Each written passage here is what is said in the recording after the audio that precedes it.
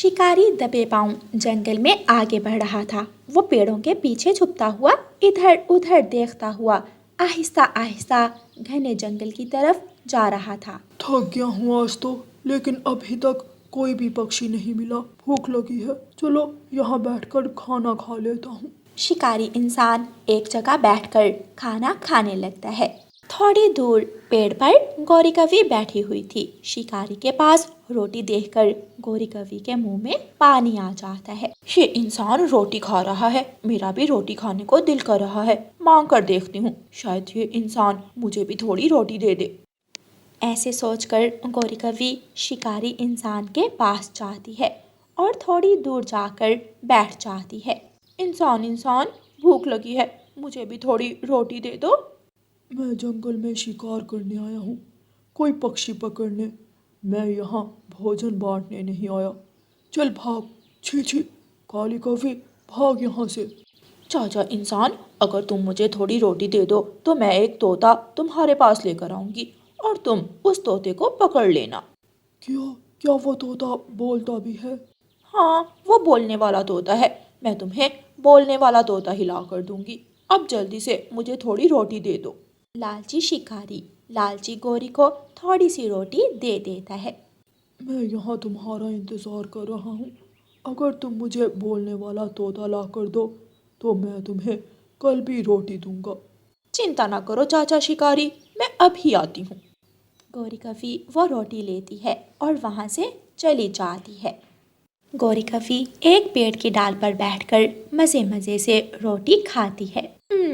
ये रोटी तो बहुत स्वादिष्ट है। अगर किसी तरह मैं तोते को शिकारी के पास ले जाऊं तो शिकारी हर रोज मेरे लिए रोटी लेकर आएगा। जाती हूँ, देखती हूँ तोता मेरे साथ जाता है या नहीं। गौरी कवि उड़ती है और जंगल में तोते को ढूंढने लगती है। रानो रानो चिड़िया, क्या तूने कहीं मिट्ठू तोते को देखा है? हाँ देखा है, वो अभी अभी नदी की तरफ जा रहा था, शायद नदी से पानी पीने गया होगा। गौरी कवि तुरंत नदी की तरफ उड़ जाती है। तोता नदी पर बैठा हुआ था। गौरी कवि तोते के पास जाकर बैठ जाती है। तोते तोते, मेरे सुंदर भाई तोते, कोई तुमसे मिलने आया है। कौन? मगर मुझसे मिलने कौन आया है? जो भी है उसे मेरे पास यहाँ ही ले आओ। नहीं तोते भैया, आपको मेरे साथ जाना होगा। घने जंगल में मेरा एक दोस्त बैठा तुम्हारा इंतजार कर रहा है। ठीक है, लेकिन मुझसे कोई शरारत ना करना। अगर मुझसे कोई शरारत की तो मैं छोड़ूंगा नहीं तुम्हें। ना ना तोते भैया, आ मेरे साथ तो चलो। तोता बेचारा गौरी कवि की बातों में आकर गौरी कवि के साथ चला जाता है। गौरी कवि तोते को घने जंगल में ले जाती है। शिकारी पेड़ के पीछे छुपा हुआ था। मेरे प्यारे तोते भाई, तुम यहाँ बैठो, मैं अभी अपने दोस्त को बुला कर लाती हूँ। गौरी कवि तोते को वहाँ बिठाकर शिकारी के पास जाती है और शिकारी से कहती है, शिकारी चाचा, वो देखो मैं बोलने वाला तोता ले आई। अब उसे पकड़ना तुम्हारा काम है। पीछे से जाओ और उसे जाकर पकड़ लो। अगर ये तोता मुझे मिल जाए तो मेरा मुन्ना खुश हो जाएगा।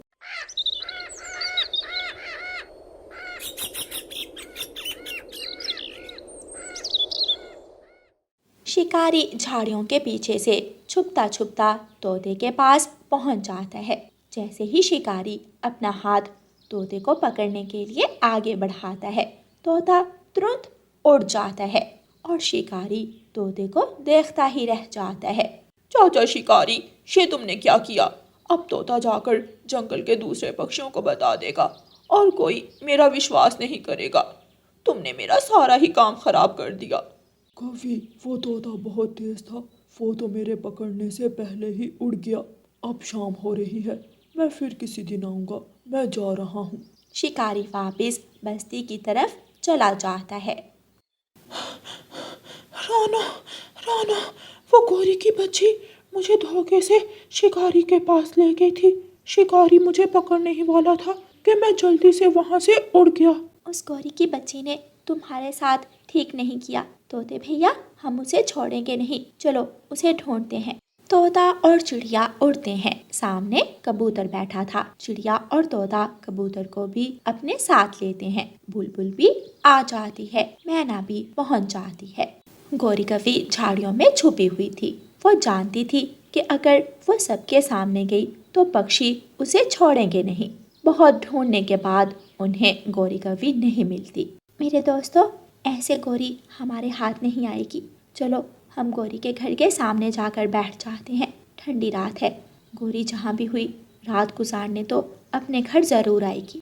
चिड़िया के दोस्तों को उसका उपाय बहुत पसंद आता है और फिर वो सब गौरी कवि के घर के बाहर जाकर बैठ जाते हैं। गौरी कवि काफ़ी देर तक झाड़ियों में छुपी रहती है और फिर रात होते ही ठंड बढ़ने लगती है। आज तो गौरी तू जरूर पिटेगी। अगर यहाँ बैठी रही तो ठंड से मर जाएगी। क्या करूँ, कुछ समझ नहीं आ रही। ऐसा करती हूँ, वापस घर ही जाती हूँ। गौरी कवि आखिर झाड़ियों से बाहर निकलती है और अपने घर की तरफ उड़ती है। गौरी कवि दूर से ही पक्षियों को अपने घर के सामने बैठे हुए देख लेती है। तोता गौरी कवि को देख लेता है। वो आ गई गौरी, पकड़ो इसे, जाने ना पाए। वह सब पक्षी आगे पीछे से गौरी कवि को घेर लेते हैं और गौरी को पकड़कर उसकी खूब धुलाई करते हैं। तोते तोते मुझे माफ़ कर दो, मुझे माफ़ कर दो। मैं वादा करती हूँ मैं आज के बाद किसी के साथ कुछ गलत नहीं करूँगी। बेशरम कवि, तुम्हारी इस शरारत से तोते की जान भी जा सकती थी। खबरदार, अगर आज के बाद हम में से किसी से भी बात की, कोई भी आज के बाद गौरी कवि को नहीं बुलाएगा। सभी पक्षी अपने अपने घरों को चले जाते हैं और गौरी कवि को अकेला छोड़ देते हैं और कोई भी गौरी से दोस्ती नहीं करता। प्यारे दोस्तों, जो अपने दोस्तों को धोखा देता है वो अपना एतबार खो देता है और फिर कोई भी उससे दोस्ती नहीं करता। और प्यारे दोस्तों, इस कहानी को लाइक, अपने दोस्तों के साथ शेयर और चैनल को सब्सक्राइब करना बिल्कुल मत भूलना। आपका धन्यवाद। रानो चिड़िया की ऐसी कहानियाँ सुनने के लिए YouTube सर्च बार में रानो चिड़िया की कहानी लिखें या फिर ये बटन दबाकर बोलकर कहें रानो चिड़िया की कहानी। कालू कौवा उड़ता हुआ जा रहा था कि बेरी का कांटेदार पेड़ कालू कौवे को आवाज देता है। कौवे कौवे, मेरी मदद करो, मेरी मदद करो। कांटेदार बुरे पेड़, मुझे क्यों आवाज दे रहे हो? कल जब मुझ पर बेरी का फल था तो तुम हर रोज मेरी बेरियां खाने आते थे। मेरी मदद करो। अच्छा, अब ज्यादा समय जाया ना करो। बताओ क्या मदद करूं मैं तुम्हारी? ये छोटा पेड़ मेरा पौधा है, इसे बचा लो। ये रात के तूफान से गिर गया है, इसे सीधा कर दो। मुझे इस काम से कोई फायदा होने वाला नहीं है। मैं ऐसे बेकार के काम नहीं करता हूँ। कालू कौवा काई काई करता हुआ वहाँ से चला जाता है। मेरा बेटा भी ऐसे ही तूफान में मर गया था और आज मेरा पौधा भी मर जाएगा। कालू कौवा उड़ता उड़ता घने जंगल में जाता है और एक केले के पेड़ से केले तोड़कर खाता है। इतने मीठे और स्वादिष्ट केले मैंने आज तक नहीं खाए। कौवे, मेरे केले का फल खाने के बाद छिलके यहाँ से उठा लो। अभी कल ही एक लोमड़ी मेरे छिलके से फिसल गई थी। मैं कोई नौकर नहीं हूँ किसी के बाप का जो मैं छिलके उठाऊंगा। कौवा फिर से केले खाने लगता है और छिलके वहाँ फेंकता रहता है। पेड़ बहुत गुस्से में था लेकिन वो चुप रहता है। शाम के बाद रानो चिड़िया अपना दाना लेने के लिए अपने घर से निकलती है। उसके पास एक रस्सी भी थी जिसे वो अपने लिए लकड़ियाँ बांध कर लाने वाली थी। चिड़िया चिड़िया, कृपया करो, अपनी इस रस्सी से मेरे पौधे को सीधा करके बांध दो, वरना मेरा पौधा मर जाएगा। बचा लो मेरे पौधे को। बेरी के अच्छे पेड़, मैं अकेली ये नहीं कर पाऊंगी। आप चिंता ना करो, मैं अभी कबूतर या तोते को लेकर आती हूँ। चिड़िया उड़ती है और तोते के पास जाती है। तोते भैया, एक बार मेरे साथ आओ, हमें एक छोटे पेड़ की मदद करनी है। चिड़िया, मैं तो दूसरे जंगल जाने वाला था। ठीक है, मैं बाद में चला जाऊंगा। तोता चिड़िया के साथ जाता है। चिड़िया पेड़ को पकड़कर सीधा करती है और तोता लंबी रस्सी से छोटे पेड़ को उसके दादा बेरी के पेड़ के साथ मजबूती से बांध देता है। दादा बेरी का पेड़ बहुत खुश हो जाता है। चिड़िया और तोते, मैं तुम्हारा ये एहसान हमेशा याद रखूंगा। सुंदर पेड़, हम पक्षी और पेड़ अगर एक दूसरे की मदद नहीं करेंगे तो कौन करेगा। चिड़िया वहाँ से उड़ती है। आज फिर वही हुआ, सारा जंगल किसी ने गंदा कर दिया है। चिड़िया केले के पेड़ के पास जाकर छिलके इकट्ठे करती है। अभी कल ही लोमड़ी मौसी की टांग टूट गई थी इन छिलकों से फिसलकर। चिड़िया, मैंने बहुत मना किया उस कौवे के बच्चे को, लेकिन वो बहुत बुरा कौवा है। वो किसी की बात नहीं मानता। वो फेंक कर गया है यहाँ छिलके। आप ही दोबारा उसे अपना फल खाने मत देना, फिर देखना वो कौवा अपने किए पर कितना पछताएगा। दिन गुजरते गए, लेकिन कालू कौवा था कि सुधरने वाला नहीं था। एक दिन तो उसने एप्पल के पेड़ की बड़ी शाख ही तोड़ दी थी। आहिस्ता आहिस्ता जंगल में मौसम बदल गया और फिर तेज बारिश शुरू हो जाती है। कौवे का घोंसला बहुत टूटा हुआ था। कौवा बारिश से बचने के लिए केले के पेड़ के नीचे जाकर बैठ जाता है। अब मैं इसे बताता हूँ। केले का पेड़ जोर जोर से हिलने लगता है और अपना सारा पानी कौवे पर गिरा देता है। रुको रुको पेड़, केले के पेड़, मुझे क्यों गीला कर रहे हो? उस दिन की बात याद करो कौवे, जब मैंने तुम्हें मेरे फल के छिलके उठाने के लिए कहा था। कौवा रोता हुआ वहाँ से उड़ जाता है। जाते जाते उसे बेरी के पेड़ में एक छेद नजर आता है। कौवा उस छेद में छुपने का फैसला करता है, लेकिन जैसे ही कौवा उस पेड़ के छेद के पास जाता है, बेरी का पेड़ अपनी कांटेदार शाख कौवे की पूंछ पर मारता है। कौवे की पूंछ में कांटे चुभ जाते हैं। मर गया बेरी के पेड़, मुझे अपने छेद में छुपने दो, मैं बारिश में भीग रहा हूँ। वो दिन याद करो जब तुमने मेरी मदद नहीं की थी और मेरे पौधे को मरने के लिए छोड़ दिया था। अब कोई भी पेड़ तुम्हें आश्रय नहीं देगा। अब मैं कहाँ जाऊँ? कोई मेरी मदद नहीं कर रहा, मैं बारिश में भीग रहा हूँ।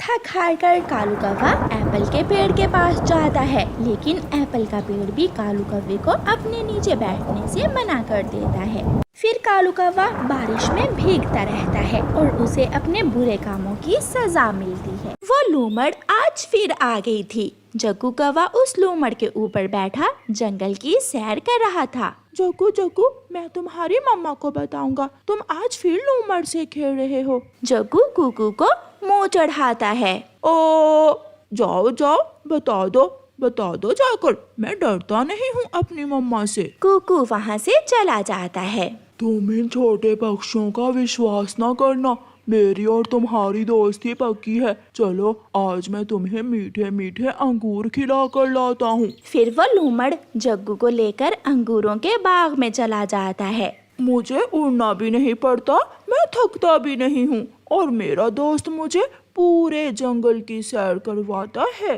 मम्मा, आज फिर जग्गू उस बुरे लोमड़ के साथ घूम रहा है। मैंने उसे अभी अभी देखा है। जग्गू लोमड़ के साथ अंगूरों के बाग की तरफ जा रहा था। वो छोटा बच्चा है, वो लोमड़ की बातों में आ गया होगा। मैं अभी जग्गू की मम्मा को बता कर आती हूँ। चिड़िया उड़ती है और जग्गू की मम्मा गोरी कौवी के घर जाती है। गोरी बहन, वो बच्चा है, उसे मना करें।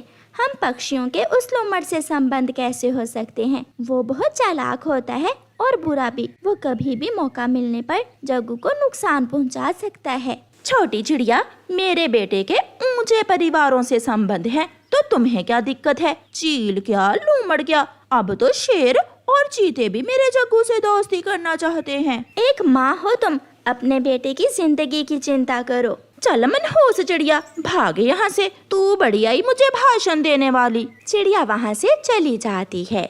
जग्गू भी शाम को घर आ जाता है। आ गया मेरा जग्गू? हाँ माँ, आज मेरा दोस्त लोमड़ मुझे अंगूरों के बाग में ले गया था। अकेले अकेले ही अंगूर खा लिए, अपनी माँ के लिए नहीं लाए हो क्या? ऐसा कैसे हो सकता है? ये देखो, मैं अपनी माँ के लिए भी अंगूर लाया हूँ। गौरी अंगूर देखकर बहुत खुश होती है और जल्दी जल्दी से अंगूर खाने लगती है। इसलिए तो कमजोर चिड़िया जलती है मेरे जग्गू बेटे से। म्याऊं।